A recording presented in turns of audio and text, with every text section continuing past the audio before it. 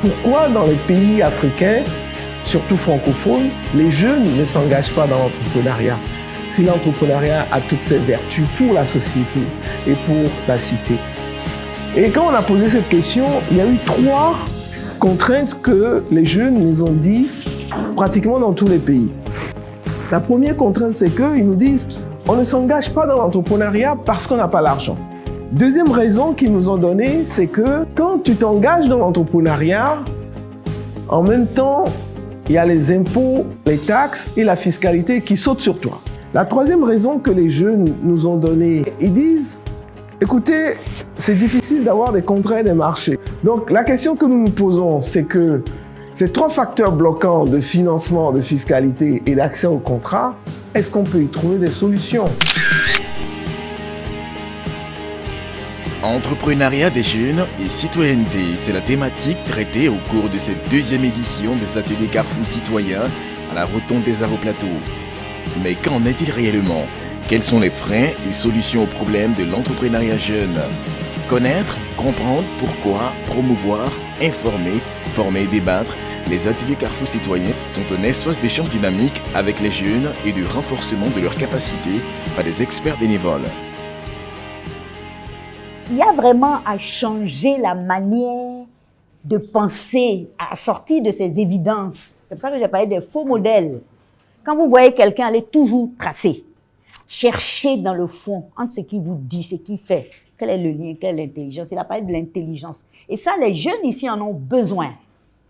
Donc, je pense que vous, en tant que jeunes, allez en profondeur. Parce que ici, c'est ça, cet espace-là, vous ne venez pas chercher forcément des solutions. On vient ici pour essayer aussi d'échanger, de voir les modèles pour que quand vous partiez, vous vous dites, est-ce que moi je suis fait pour être entrepreneur?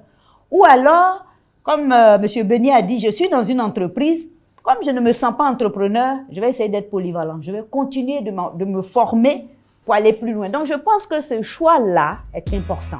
Une enquête réalisée par l'UNICEF sur les aspirations des jeunes à travers U-Report, la plateforme sociale qui permet aux jeunes de se prononcer sur les enjeux sociaux auxquels ils font face, révèle que 34% des jeunes interrogés pensent qu'il faut avoir des relations pour avoir du travail, tandis que 25% pensent ne pas avoir des qualifications minimales pour aspirer à un emploi décent. Aujourd'hui, je suis venu pour apprendre un peu plus sur l'entrepreneuriat et le bénévolat professionnel. Ce thème, il est pour moi très important parce que nous sommes à une ère où l'entrepreneuriat mérite d'être vulgarisé parce qu'on ne sait pas tous ce que ça signifie, on ne sait pas tous comment entreprendre. Déjà, entreprendre, c'est le fait de mener une activité génératrice de revenus, donc de créer aussi des emplois.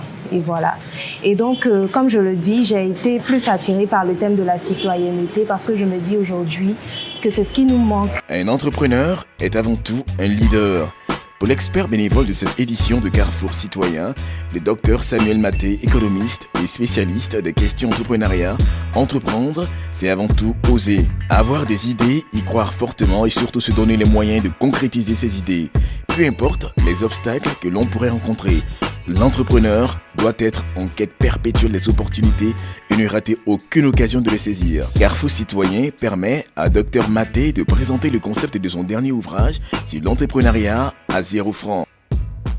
Entreprendre à 0 francs, ça veut pas dire je sors tout nu et que je commence à faire de la magie et sortir de l'argent dessous mes pieds, mais ça veut simplement dire que comment est-ce que j'entreprends quand je n'ai pas de financement extérieur, quand personne n'est prêt à me donner de l'argent. La deuxième contrainte que les jeunes ont posée, c'est les taxes, les impôts.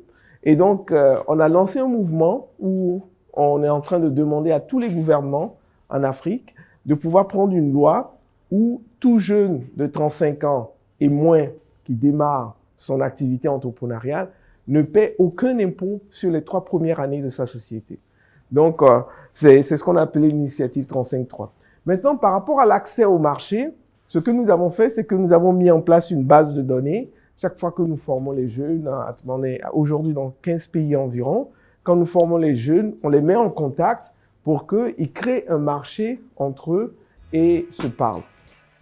L'entrepreneuriat est de plus en plus présenté comme l'une des solutions au chômage des jeunes et à la lutte contre la pauvreté.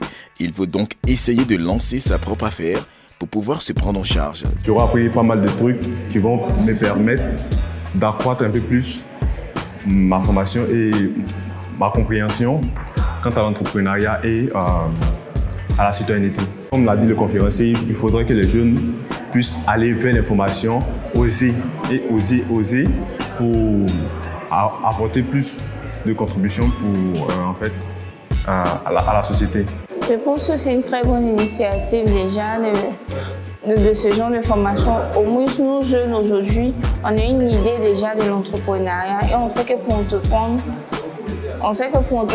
il ne faut pas forcément avoir les moyens. Il faut juste avoir des moyens financiers. Quand je parle de moyens, ce sont des moyens financiers. On peut déjà commencer petit à petit et faire une grande chose plus tard. De cette formation, j'ai appris que entreprendre, c'est créer de la valeur pour résoudre un problème donné. Et notre problème, c'est le chômage. Comment remédier au chômage? Nous tous, nous partons à l'école, nous avons des formations, mais comment faire pour être employable sur le marché?